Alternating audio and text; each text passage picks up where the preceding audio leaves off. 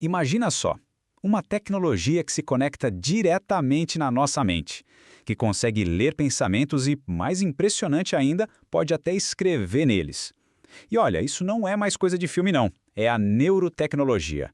Ela já está aqui e está transformando o que a gente entende por ser humano. Vamos mergulhar nessa história para entender como. E a melhor forma de entender o poder disso tudo é com um caso real, a história de Gert John Oskam. Ele ficou paralisado por mais de uma década e em 2023 ele voltou a andar. Como? Através do que os cientistas chamaram de ponte digital, conectando o cérebro dele direto à medula espinhal. É uma tecnologia que literalmente transforma pensamento em movimento. É a partir daqui que a gente começa a explorar esse universo. Bom, e esse aqui é o nosso roteiro. Primeiro, a gente vai entender como essa tal ponte digital funciona. Depois, vamos decodificar a tecnologia por trás dessa mágica. Aí, vamos pesar a promessa contra os perigos, discutir de quem são os nossos dados mentais e, por fim, explorar a grande batalha que já está acontecendo pelo controle do nosso próprio cérebro. Então, vamos lá. Vamos aprofundar essa história. A pergunta que fica, que parece mágica, é: como exatamente um simples pensamento vira um passo de verdade, um passo concreto? A engenharia por trás disso é simplesmente brilhante. Funciona assim: implantes no cérebro dos cães captam o sinal elétrico da intenção de andar. Um computador portátil decodifica esse sinal em tempo real e manda a informação para outro implante, lá na medula espinhal. E é esse segundo implante que ativa os músculos da perna na sequência certinha de um passo. Ou seja, a tecnologia cria um desvio, uma nova rota para o pensamento conseguir contornar a lesão e virar ação. Essa história incrível é só a ponta do iceberg. Para entender de verdade o impacto disso tudo, a gente precisa ir além do que a tecnologia faz e decodificar o que ela é.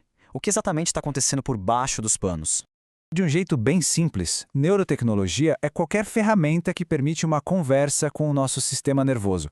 Pensa nela como uma interface.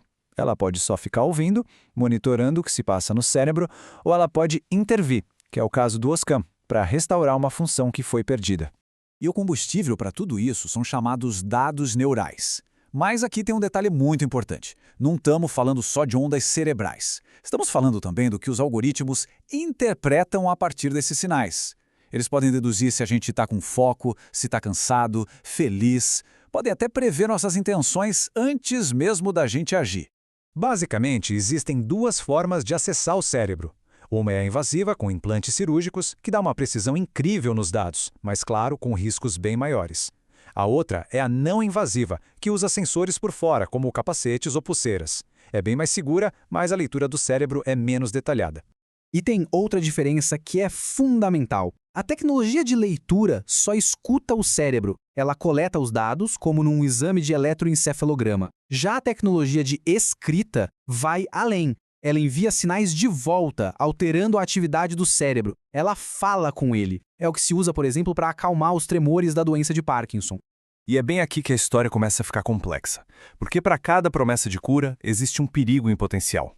A neurotecnologia abre um futuro de possibilidades incríveis, mas também um abismo de dilemas éticos. É uma verdadeira espada de dois gumes.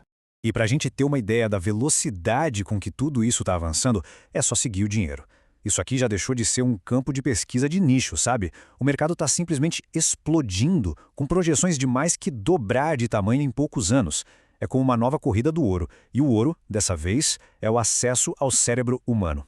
O potencial para o bem é imenso. Pensa só, tratar condições como Parkinson, epilepsia, devolver o movimento para quem perdeu, restaurar a audição e vai além, com aplicações que prometem melhorar nosso foco, bem-estar, saúde mental. É a chance de consertar o que foi quebrado e até de aprimorar o que já funciona. Só que o outro lado da moeda é bem sombrio. Imagina uma vigilância constante dos seus pensamentos no trabalho. O risco de um sequestro cerebral ou brainjacking em que alguém controla seus implantes, a tal da neurodiscriminação, onde uma seguradora ou empregador te julga pela sua atividade cerebral, a privacidade mental pode simplesmente deixar de existir. E todos esses perigos têm um ponto em comum: os dados. É aqui que a conversa muda de patamar, porque a gente não está falando de cliques ou curtidas. A gente está falando dos dados brutos da nossa própria consciência. Isso nos joga direto numa questão jurídica fundamental.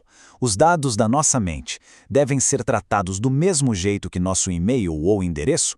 Ou eles são uma categoria tão íntima, mas tão íntima, que precisam de uma proteção completamente nova? A resposta da ciência é um sonoro sim. Já foi provado que o padrão de conectividade do nosso cérebro, o tal do conectoma funcional, é único para cada pessoa. É uma verdadeira impressão digital cerebral. Isso significa que dados neurais, mesmo que sejam anonimizados, podem ser usados para reidentificar alguém com uma precisão assustadora. Ok, se nossos cérebros são tão identificáveis assim, a pergunta muda para quem define as regras do jogo? Essa nova realidade deu início a uma batalha global, uma nova fronteira jurídica para decidir como proteger a autonomia da nossa mente. Hoje, existem 3 grandes propostas na mesa. A primeira defende criar neurodireitos do zero, totalmente novos e específicos para a mente. A segunda acredita que dá para adaptar os direitos humanos que a gente já tem para cobrir esses novos desafios. E uma terceira, menos comum, diz que as leis atuais já dão conta do recado. O caminho que a sociedade escolher vai definir o futuro da liberdade de pensamento.